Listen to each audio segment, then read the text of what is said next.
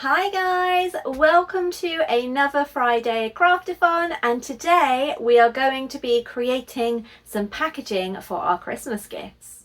If you're like me, you're going to be giving lots of gift cards this season, and I thought it would be nice to create a cute little Santa holder to wrap these in. Let's jump in.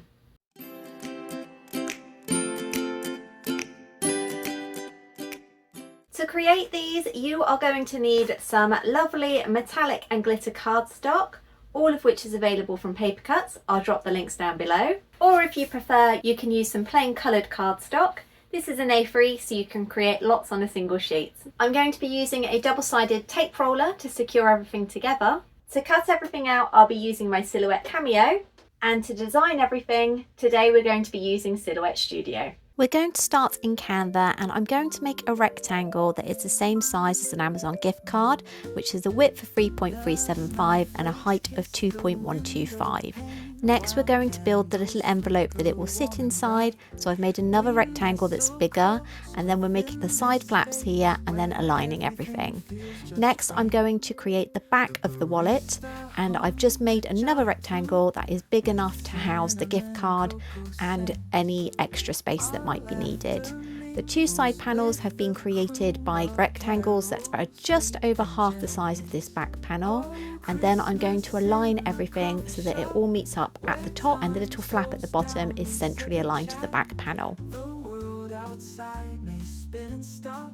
Next up, we're going to make the trim, and I've created a range of circles with the duplicate tool, and then I have spaced these out evenly so they're overlapping slightly and welded. We're going to create another one for the bottom and just resize it. Once we've welded, we'll be duplicating that as we need to. We also need a belt to go around the middle, so I've made a rectangle that will fit over the entire wallet with a bit of overlap before we move on to the buckle. This is created with a larger square, and then inside that we have two smaller rectangles that are just slightly bigger than the width of the belt. This will be so that the belt can be threaded through. Next, we're going to make the score lines, so we're creating a line and then going over to the colour panel and making sure that this is in a different colour to the rest of the design. This is so that the machine knows that it needs to score here rather than cut once we send it to the Silhouette cutting machine. Once I've centrally aligned everything, it's time to weld the shapes together. So you can see I have grouped everything, making sure that the score lines are not included, and then press the weld tool. For the bottom panel, I'm doing exactly the same by welding the side flaps and the main flap together, and then making sure that the lines for scoring are in the right place. Lastly, I like to change up the colours to match the cardstock that I'll be using. This just helps me visualise everything and make sure that I'm happy with the design. Lastly, I'm adding on some score lines onto the belt. I've made sure that the belt is centrally aligned to the actual envelope, and then I have added the score lines just slightly out of the back panel so that when it's folded round there will be enough space for everything. For our last check, I've made sure that all the lines are in the right place before grouping, and then I've sent it to my Silhouette cutting machine. When you send it to cut, you need to make sure that you click on the line settings rather than simple, so that you can tell the Silhouette software that you will be using whatever line you have selected for your score lines to use the score tool. And for that, I usually use a blade depth of 1, a force of 1, and a speed of 10 with a single pass and overcut on. For cutting cardstock, I usually use a force of 26, blade depth of 3, pass of 2, and a speed of 4 with overcut on. You may need to play with your own settings.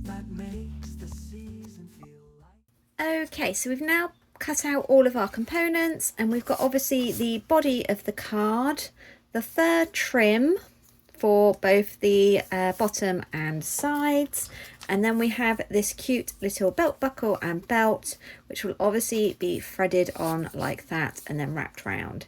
So when it comes to assembling, I prefer to use a double-sided tape dispenser. It's clean, quick, and much easier to apply than that on a roll. So we are going to start by folding the score lines that we created on the Silhouette Cameo, and there we go. Make sure that all the tabs are folded up in the correct place, and then we need to apply some double-sided tape to these bits here that we folded in. This is going to be the part that cradles the actual gift card itself.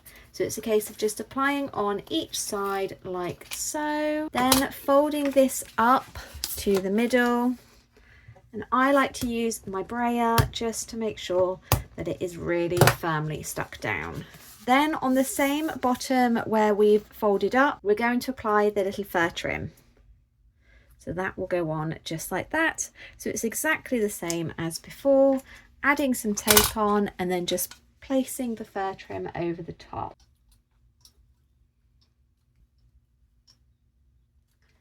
Okay, and just adding the trim on there.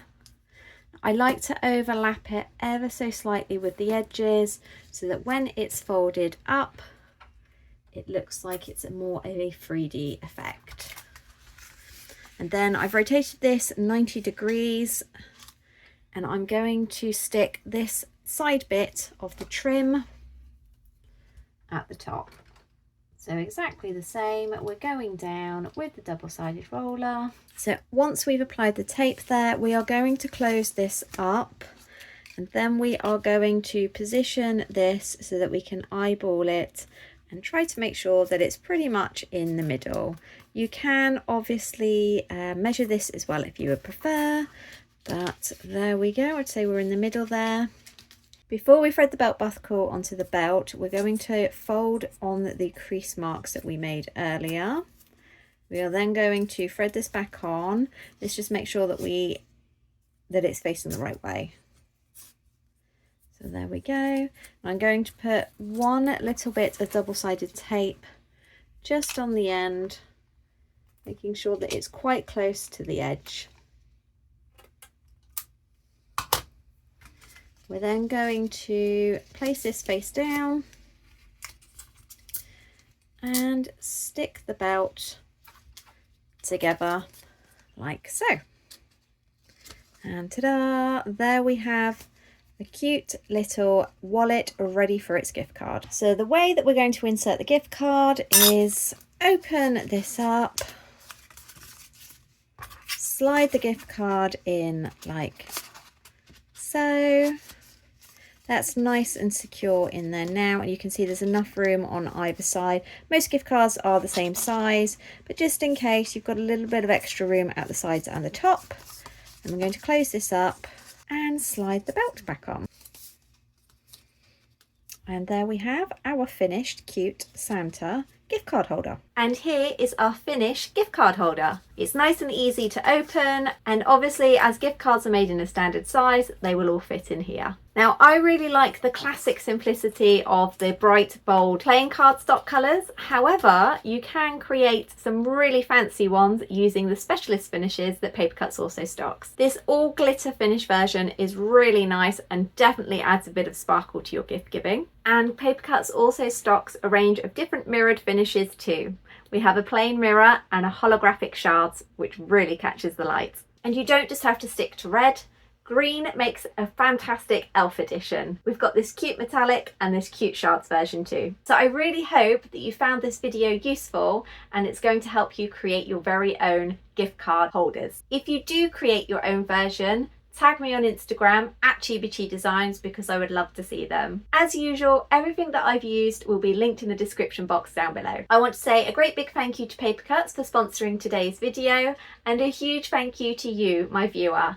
I wouldn't be able to keep creating these videos without you, and it means so much to see all of your lovely likes and comments that you leave me each week. It has been a fantastic month, and I hope you all have a very happy Christmas. Join me next week when I will be sharing a cute New Year's Eve craft for you all. I'll see you next time. Bye!